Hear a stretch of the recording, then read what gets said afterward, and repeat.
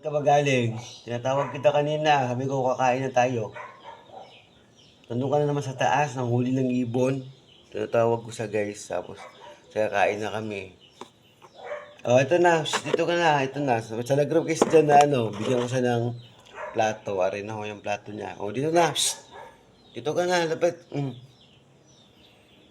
Yan, dito na. Dito. Oh, dito. Dito ka. Oh, dito. Huwag ka dyan. Diyan ka? Kumain ka dyan.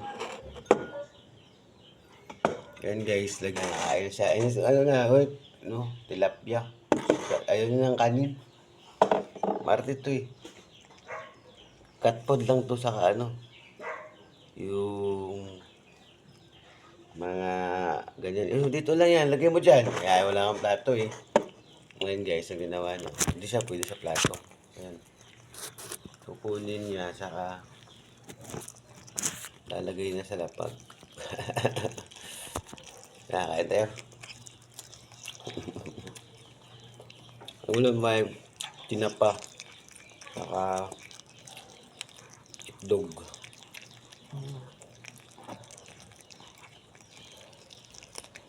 Kain na yan.